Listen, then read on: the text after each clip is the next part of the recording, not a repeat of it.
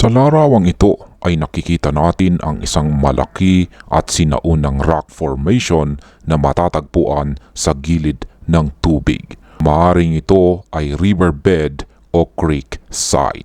Dito sa mundo ng Yamashita treasure hunting, ang mga ganitong lokasyon ay itinuturing na prime spots o mga lugar na may mataas na posibilidad bilang taguan. Ang dahilan dito ay ang paggamit ng mga sundalong Hapon sa natural na topografiya, at ito ay ang tubig at saka bato bilang permanenteng landmark na hindi madaling mabago ng panahon.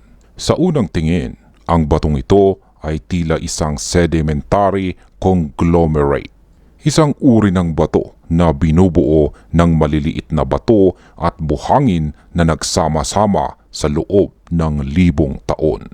Gayunpaman, sa mata ng isang treasure hunter, ang bawat bitak, ukit at hugis ay maaring may nakatagong mensahe.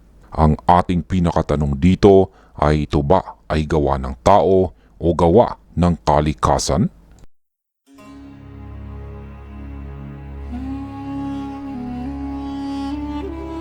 Ang mga sundalong Hapon ay kilala sa paggamit ng semento na hinaluan ng lokal na lupa at bato upang magmukhang natural at makapagsil ng tunnel entrance. Sa naturang larawan na ito, mapapansin natin ang mga bloke-blokeng hugis lalo na sa gitnang bahagi nito. Ang tekstura nito ay magaspang at may mga maliliit na batong nakadikit o mga pebbles. Kung ito ay man-made, ang tawag dito ay plastering.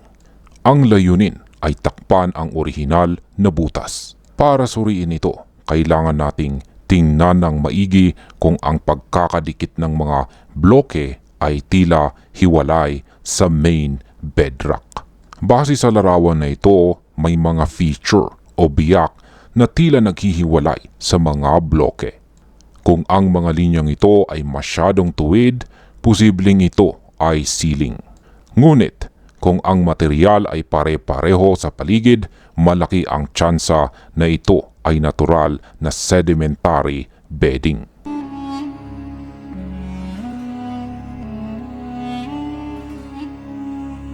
Sa gitnang bahagi naman ng batong ito, mayroong isang nakausling porma na may kurbada sa ilalim at tila ulo ng hayop na nakaharap sa kanan. At ito ay parang ulo ng pagong. Ang simbolong pagong ay isa sa pinaka-common na Yamashita treasure sign.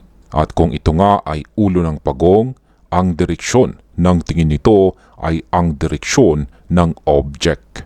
Kung ang ulo ay nakadikit sa katawan, tulad ng nasa batong ito at hindi nakaangat, madalas itong nangangahulugan na ang deposito ay nasa ilalim mismo ng bato o sa malapit na cavity. Kung ang ulo naman ay tila putol o hindi kompleto, ito ay isang warning sign na ang deposito ay nakuha na o may panganib o trap.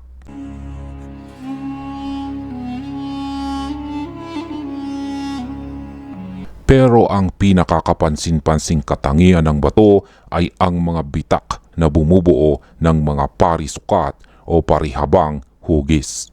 Ito ay tila isang malaking pader na gawa sa higanting bricks. Sa mga hindi pa nakakaalam, ang mga parisukat o squares o maging parihaba o mga rectangles ay madalas na tumutukoy sa kahon o lalagyan. Ang sunod-sunod naman na bloke ay maaring magsilbing mapa. Ang isang bloke ay maaring katumbas ng 1 metro o 1 dipa ang lalim. Ang pagkakaayos naman nito na parang hagdan ay maaaring magturo ng daan pababa.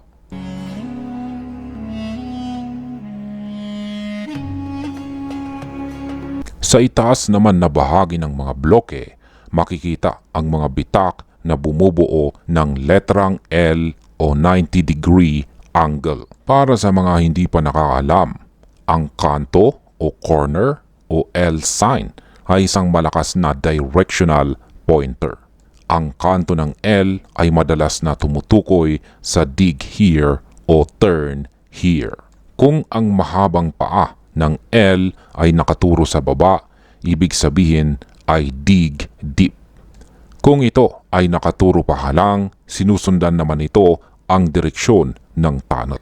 Sa larawang ito, ang mga hiwa ay tila vertical at saka horizontal, na bihira sa natural na bato na madalas ay random o chaotic ang bitak, maliban na lamang kung ito ay columnar jointing.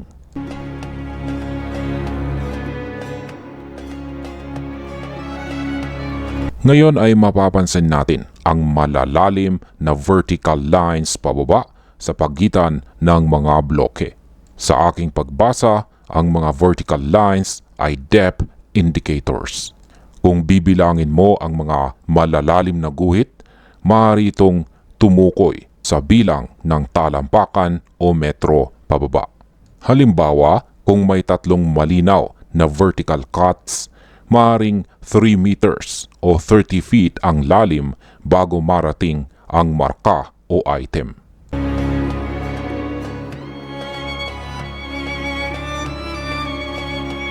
Dahil ang naturang batong ito ay nasa gilid ng tubig, mahalagang i-factor ang water markers. Makikita sa ibabang bahagi ng bato kung saan basa na mas makinis ito kumpara sa itaas. Ang mga sundalong Hapon ay madalas magtago sa water level kapag tag-init, para kapag tag-ulan ay lubog ito sa tubig at ligtas sa mga naghahanap.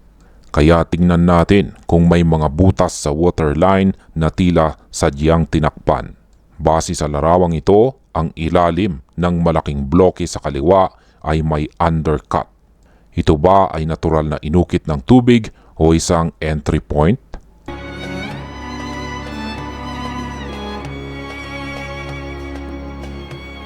Sa ibabang kaliwa, may isang bloke na tila nakapatong lang o sementado sa paanan ng malaking pader.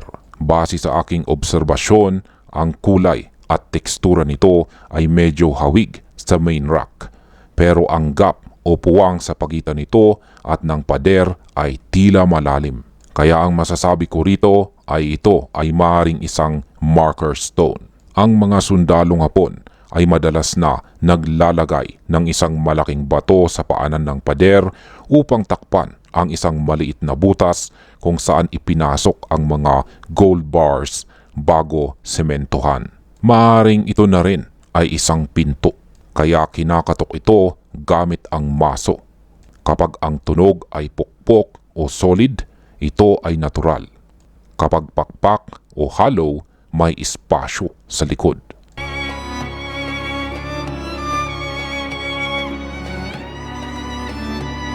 Sa kabuuan, ang aking pagsusuri base sa larawan na ito, ang itsura ng naturang batong ito ay 70% natural at 30% na posibleng man-made. Masyado kasing consistent ang pagiging bloke nito na karaniwan sa natural na sedimentary rock formation. Wala tayong nakikitang malinaw na engraved signal. Kaya masasabi kong ang naturang batong ito ay mukhang isang natural na pader na inukit ng panahon at tubig. Ngunit sa mata ng isang treasure hunter, ito ay maaaring isang perfect camouflage. Kaya kung ito ay isang legit sign, ito ay kabilang sa kategorya na natural markers kung saan ang mga sundalong Hapon ay hindi na nag-ukit. Bagpos ay gumamit ng natural na hugis ng bato bilang palatandaan. Maraming salamat sa panonood at happy treasure hunting sa inyong lahat.